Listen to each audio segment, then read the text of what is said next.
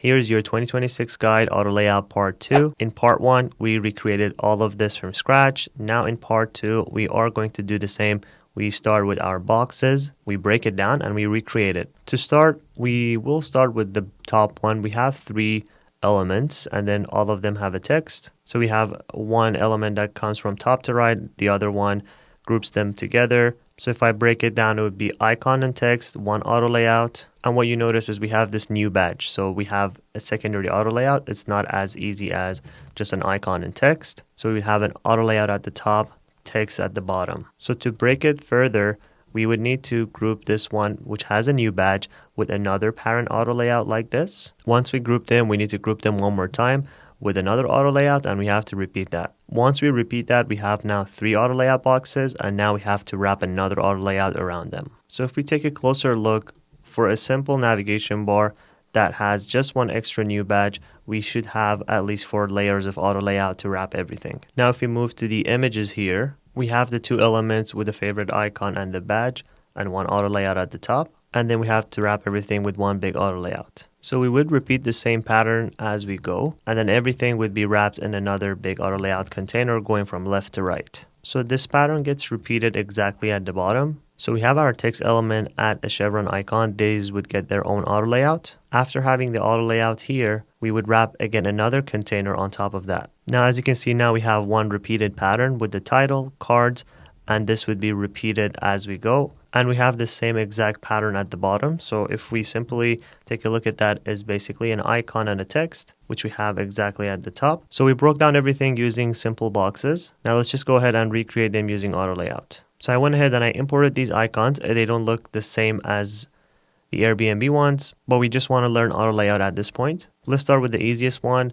We need a string of text and an icon and then an auto layout that wraps everything around it. So I added my string of text and my icon, and now I would shift an A to wrap an auto layout around it. And now I have to adjust the sizing according to the height of the search bar here. So I have adjusted the size, and all I have to do is to center align it and give it a white background and rounded corner. So I added the white background and I will make it rounded and we're good to go. So we recreated our search with auto layout, and now we need to recreate our home icons and our nav bar. So I have replaced the icons here on top of these. All I need to do is to add the text and wrap an auto layout around it. Even though we can just simply wrap these two, the text element and the icon, in an auto layout, we still need to create the new badge here. So this badge can be created by wrapping an auto layout here as we discussed in this one, and then finally wrapping everything in another auto layout. So let's just go ahead and create the new badge. So we add our new text, we wrap an auto layout, we adjust our padding, and we give it a background color, and we fix the color, and we adjust the round corners individually. So by adjusting the round corners individually and padding and also our color,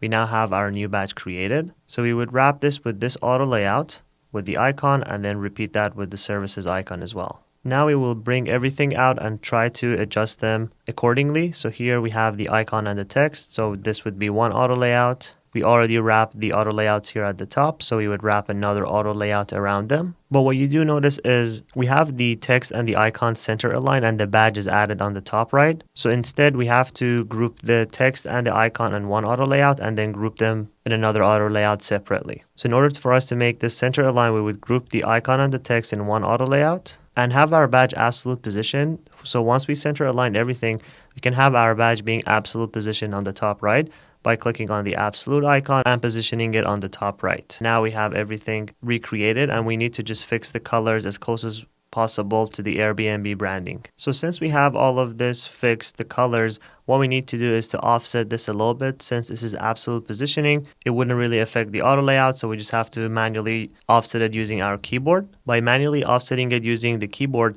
we can place it outside of the auto layout and not affect the auto layout completely because we are using absolute position to break the auto layout pattern. So if we resize this, we see it's not being resized because we need to center align this. And after center aligning it, now we have our navigation completed. Another thing to pay close attention to, because the word experience is a longer character, is actually taking more space. If we want everything to be in the same equal size, we have to make all of these fill container as well. So we would select our individual elements, we make them all fill container. Now we have our navigation created. We can move to our images. For this one, we would have a text, and then we would wrap an auto layout and fix the sizing and color. So we have our badge recreated. Now we need to move to the icon. So we would place the icon and give it a white color and also wrap another auto layout with the badge and the icon. So we have our top portion created, and now we have to wrap an image around this. And the way we do that is wrapping everything here in another auto layout, and we can call this the parent image. And then we can remove all the padding and adjust the sizes of the image. So after adjusting the size of the image, because image is a fill, if we add a background fill here, you see we have a white color, so this can be replaced with any image. You can see we don't have a background image, so all we have to do is replace this with the background image and adjust the padding of this. So I replaced this with an image. I'll make the image a bit transparent so I can see what's going on behind, and I have to now add the paddings back. So I'll add 10 pixels of padding and then round the corners. After rounding the corners and adding the padding, I can clip it and bring back the opacity of the image, and now we have our image container created. So now we need to add the text here. So I added my text, but what we need to do is add the icon and the text here and then wrap this in another auto layout. So I have added the icon with the rating, and I would group this into one auto layout on the right side. And now I have the left text and I'll group it with the auto layout on the right side. So here we have the auto layout on the right and then auto layout on the left. And now we would group all of this with the text. So we have the text at the top, auto layout at the bottom, and then finally we would group this with the image.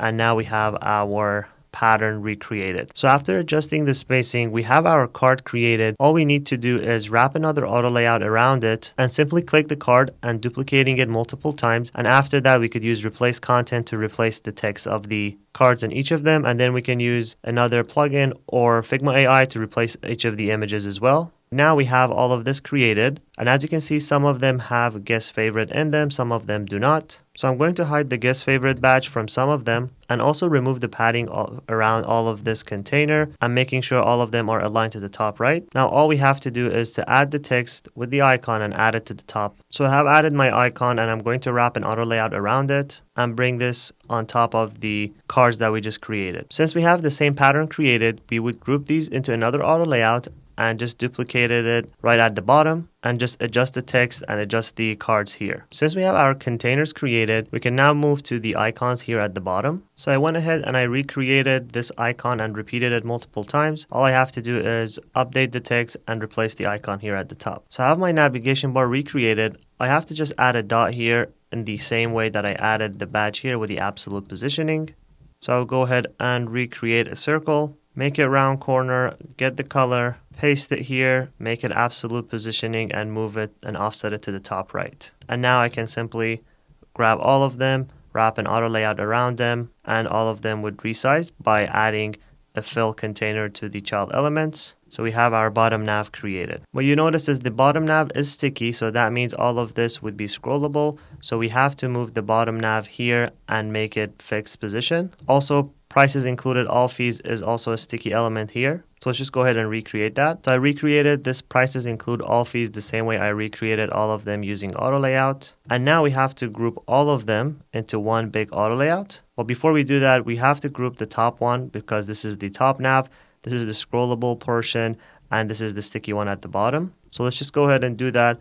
We have the two middle containers, so we can call this body. So we have our elements at the top, so we can call this top nav. And we have our bottom nav, and this would be sticky at the end. So we would just group all of them into one big container and just give it a background color. So now we gave it a background color. We want to make sure the width of this is exactly the same way as this one. So these parts would be clipped if we clip them. And also we need to add a padding around it so it actually matches what we have here. What you notice is the top one is actually not purely white. It's a gradient that is starting from gray, goes all the way to the white. So we could apply the same principle. So in order for us to do that, we need to remove all the paddings. Again, making it back to 0 and individually give each element padding. So this way, by individually giving them padding, we can actually wrap this entire color. So if we add a color, you see this is where we would be able to add the gradient. We can switch the gradient, making it go from top to bottom, and grab the colors using the eyedropper tool. By grabbing the colors using the eyedropper tool, here we are using the same principle, which is the gradient, and now we can make it fill container, which goes all the way from left to right. Also, there's a bit of a shadow, so we can also update and add a bit of a shadow. and adjust the blur effect of the shadow a little bit and reduce it a little bit as well. Also on top of that, the parent top nav has a bottom shadow, so we can just give it a bottom shadow, adjust the blur a little bit, and also reduce this one. So by just adjusting the shadow a little bit and also giving the gradient background, we managed to recreate it, and now we just have to give it a bit of a padding at the top. So we can go ahead and just give it a bit of a padding, 78 at the top. Also, we can click at the top one, remove all the gaps, and now we can see that this line invisible border is created, all because of that shadow that we just added. So if we clip it, here we see that we have all of our elements being clipped. So what we need to do is making sure this container that we have actually has less of a gap. Instead of 24, we can go with 8. So this way, once we clip the element, it actually shows that there is something on the right side. We could also fix the navigation here at the bottom by making it fill container, and also making the include prices and all fees sticky. So by making it sticky, we can move it around and add a shadow around it. So we added the shadow around it. We made it sticky here at the bottom. We could also adjust the spacing here and making it a little bit less, which is 16. And then finally, we can adjust the height here. By adjusting the height,